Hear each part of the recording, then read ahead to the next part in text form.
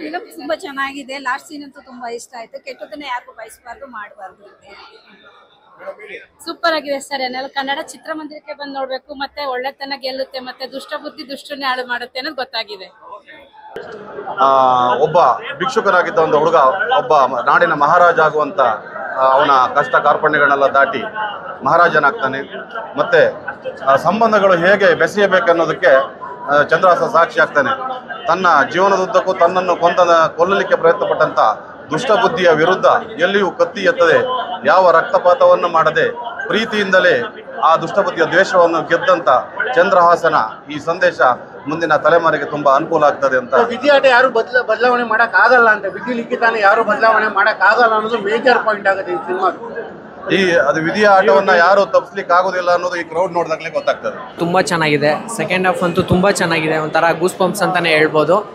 Story ಚೆನ್ನಾಗಿದೆ, work ಚೆನ್ನಾಗಿದೆ. Ravi Basrur sir ಮತ್ತೆ ತಂಡ ತುಂಬಾ ಶ್ರಮ ಪಟ್ಟು ಮಾಡಿದ್ದಾರೆ. ಎಲ್ಲರೂ ಬಂದು ಸಿನಿಮಾನ ನೋಡಿ. ಇದೊಂಥರ ಯಕ್ಷಗಾನ ಇದೇ ಮೊದಲನೇ ಬಾರಿ ಬಂದಿರೋದು ಕನ್ನಡ ಚಿತ್ರರಂಗದಲ್ಲಿ. ದಯವಿಟ್ಟು ಎಲ್ಲರೂ ನೋಡಿ ಇದನ್ನ ಪ್ರೋತ್ಸಾಹ ಕೊಡಬೇಕು ಅಂತ ಕೇಳ್ಕೊತೀನಿ.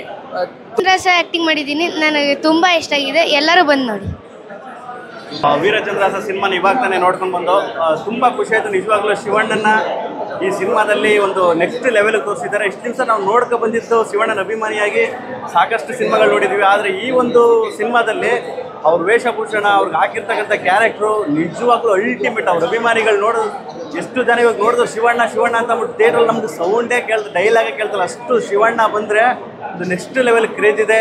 ವೀರಚಂದ್ರಹಾಸ ಒಂದು ಒಳ್ಳೆ ಸಿನಿಮಾ. ಈ ಥರದೊಂದು ಸಿನಿಮಾಗಳನ್ನು ನಮ್ಮ ನಾಡು ನುಡಿ, ನಮ್ಮ ಜಲ, ನಮ್ಮ ದೇಶ, ಈ ಥರ ಸಂಸ್ಕೃತಿ ಅಂತ ಬಂದರೆ ವೀರಚಂದ್ರಹಾಸ ಸಿನಿಮಾ ಈ ವರ್ಷದಲ್ಲಿ ದಿ ಬೆಸ್ಟ್ ಸಿನಿಮಾ. ದಯವಿಟ್ಟು ಎಲ್ಲರೂ ಥಿಯೇಟರ್ ಬಂದು ಸಿನಿಮಾ ನೋಡಿ. All the best Veerachandrahasa. ಪ್ರೇಕ್ಷಕನಾಗಿ ಹೇಳೋದಾದರೆ ಈ ತನಕ ಅನೇಕ ಮೂವಿಗಳು ಕನ್ನಡ ಚಿತ್ರರಂಗದಲ್ಲಿ ಬಂದಿರ್ಬೋದು. ಕನ್ನಡ ಚಿತ್ರರಂಗದ ಹಿಸ್ಟ್ರಿಯಲ್ಲಿ ಈ ಥರದ ಒಂದು ಸಿನಿಮಾ ಬರಲಿಕ್ಕಿಲ್ಲ. ಕತೆಗಳಿರ್ಬೋದು, ಬೇರೆ ಬೇರೆ ಅದೇ ಫೈಟು, ಅದೇ ಸೀನು, ಅದನ್ನು ಕಾರಾರಿಸು ಅಂತ ಭಾಳ ಕಂಪ್ಲೇಂಟ್ಗಳಿತ್ತು. ಆದರೆ ಅದೆಲ್ಲವನ್ನು ಮೀರಿ ಒಂದು ಅದ್ಭುತ ಕತೆ, ಆ ಕಥೆಯ ಒಂದು ಏನು ಸ್ಕ್ರೀನ್ ಪ್ಲೇ ಅಂತ ಹೇಳ್ಬೋದು. ಮತ್ತು ನೀವು ಸೀನ್ ರಿಚ್ನೆಸ್ ಅಂತ ಏನು ಹೇಳ್ತೀರಿ, ಆ ಒಂದು ಶ್ರೀಮಂತ ಆ ಒಂದು ಇದೇನು ಹೇಳ್ತೀರಿ, ಅದು ಭಾಳ ಚಂದ ಅದ್ಭುತವಾಗಿ ಬಂದಿದೆ. ನಾವು ಯಕ್ಷಾಭಿಮಾನಿಗಳು ಒಂದು ಯಕ್ಷಗಾನವನ್ನು ಒಂದೇ ಪ್ರಸಂಗವನ್ನು 50 ಸಲ 100 ಸಲ ನೋಡ್ಬೋದು. ಅಂಥ ಇವರಿಗೆ ಇದನ್ನು 1000 ಸಲ ನೋಡುವಂಥ ಒಂದು ಅವಕಾಶ ಇರುವಂಥದ್ದು. ಮತ್ತು ಈ ತನಕ ಯಕ್ಷಗಾನ ಬಗ್ಗೆ ನಾವೊಂದು ಭಾಳ ಕುತೂಹಲಗಳಿತ್ತು, ಹೇಗಿದೆ ಅನ್ನೋ ಗೊತ್ತಿಲ್ಲ. ಇಡೀ ರಾತ್ರಿ ನಿದ್ರೆ ಬೀಳೋದು ಕಷ್ಟ ಇತ್ತು. ಆದರೆ 2.5 ಗಂಟೆಯಲ್ಲಿ ಇಡೀ ಯಕ್ಷಗಾನವನ್ನು ಒಂದು ಅದ್ಭುತ ರೀತಿಯಲ್ಲಿ ಕಟ್ಟಿಕೊಡಿಸಿದ್ದಾರೆ ರವಿ ಬಸೂರು.